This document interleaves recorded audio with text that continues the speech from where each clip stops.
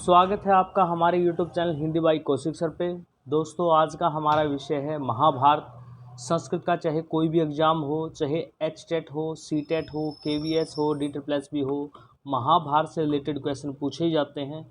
तो आज हम विवेचन करेंगे महाभारत का। महाभारत से संबंधित जो मुख्य मुख्य पॉइंट होते हैं, जो बिंदु होते हैं, उनका हम विश्लेषण करेंगे, उनके बारे में हम जानेंगे। ओके दोस्तों, स्टार्ट करते हैं महाभारत।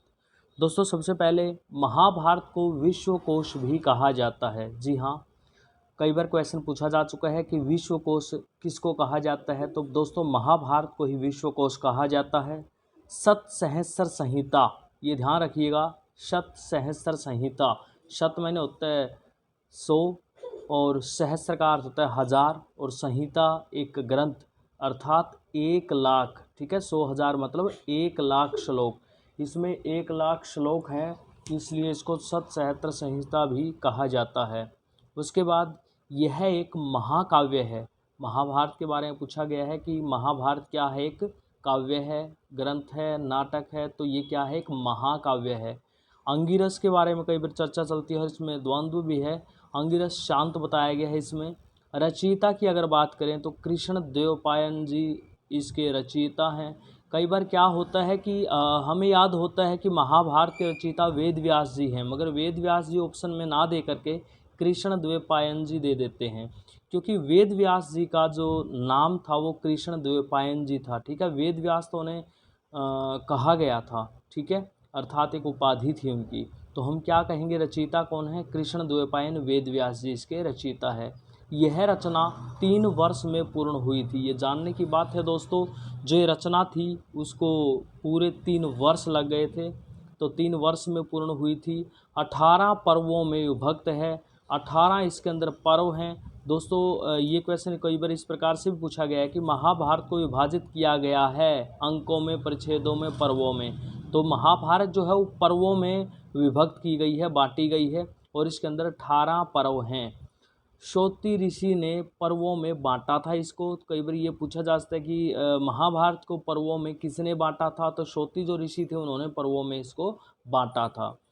पंचम वेद भी कहा जाता है। जी हाँ, महाभारत जो है उसको 5वां वेद या पंचम वेद भी कहा जाता है। आपको पता ही है कि हमारे अगर पढ़ें हम तो 4 वेद होते हैं, ऋग्वेद, यजुर्वेद, सामवेद और अथर्ववेद, मगर पंचम वेद जो है वो महाभारत को कहा जाता है। महाभारत को वीर काव्य भी कहा जाता है, क्योंकि यहाँ पर जितनी भी घटनाएं हो युद्ध आदि से रिलेटेड हैं, वीरता से रिलेटेड हैं, तो इसको वीर काव्य भी कहा जाता है। विकास क्रम की अगर बात करें दोस्तों, ये इम्पोर्टेंट रहेगा आपके लिए। सबसे पहले इसको जय संहिता कहा गया था। काल क्रम विकास क्रम में अगर इसको बांटे तो जय संहिता कहा गया था। उस टाइम पे इसके अंदर जो श्लोक थे वो 8800 थे, अर्थात 8800 श्लोक थे जिस टाइम इसको जय संहिता कहा गया था। अब ये कई बार पूछ लिया जाता है कि जय संहिता के अंदर श्लोकों की संख्या कितनी है, तो आप वहाँ पर 8800 बताओगे, जबकि जय संहिता महाभारत का ही एक नाम है। व्यास जी ने वैशंपायन जी को सुनाई थी। ये 8800 श्लोकों की जो महाभारत थी जिसको जय संहिता कहा गया था, ये व्यास जी ने सुनाई थी वैशंपायन को।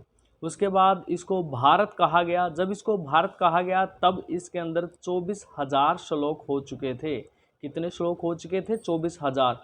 और उस टाइम इसको वैशंपायन जी ने सुनाया था। किसको, जन्मेजय को सुनाया था। नाग यज्ञ जिस टाइम जन्मेजय ने किया था उस टाइम। और उसके बाद इसको कहा गया महाभारत। जब ये महाभारत बनी तो इसके अंदर 1,00,000 श्लोक हुए, अर्थात इसको भारत को महाभारत इसलिए कहा गया क्योंकि ये बहुत बड़ी हो चुकी थी। महा मैंने बड़ा, अर्थात 1,00,000 श्लोकों वाली हो चुकी थी। श्रोति ऋषि ने शौनकादि ऋषियों को इसको सुनाया था। ये था विकास क्रम दोस्तों। और अगर बात करें आगे, श्री कृष्ण जी से संबंधित सारी घटनाएं खिल पर्व में हैं। अब क्वेश्चन आता है कि मान लो कि कृष्ण जी से संबंधित फला घटना किस पर्व में है, श्री कृष्ण जी से संबंधित फला घटना। तो यहाँ पे मैं आपको बता दूं, श्री कृष्ण जी से संबंधित जितनी भी घटनाएं हैं सारी की सारी खिल पर्व में है। ये थोड़ा सा आपके लिए शॉर्टकट बन गया, तो आपको अलग अलग घटनाएं याद नहीं करनी पड़ेंगी कौन से पर्व में है, सारी की सारी कृष्ण जी से संबंधित खिल पर्व में है। दोस्तों अगर चाहो तो इसका जो स्क्रीनशॉट है वो आप ले सकते हो, रख सकते हो, बड़ा इंपॉर्टेंट है। खिल पर्व को हरिवंश पर्व भी कहा गया है। जो खिल पर्व है उसी को हरिवंश पर्व कहा गया है, अर्थात खिल पर्व की जगह पर ऑप्शन में हरिवंश पर्व भी आ सकता है।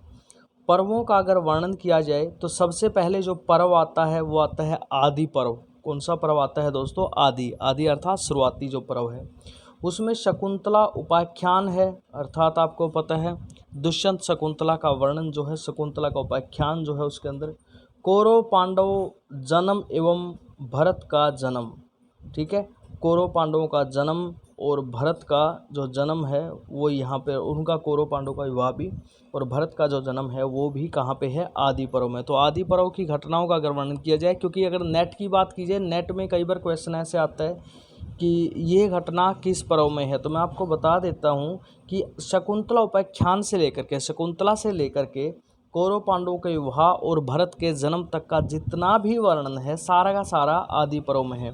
ओके दोस्तों, हम वीडियो को ज़्यादा बड़ा नहीं बनाएंगे, हम पार्ट में इसको बनाएंगे, इसलिए फर्स्ट पार्ट आपका आदि पर्व तक है। इससे पहले हमने महाभारत के बारे में जान लिया कि महाभारत क्या थी, क्या क्या इसका नाम था, इसका विकास क्रम क्या था, इसको किस नाम से जाना जा सकता है।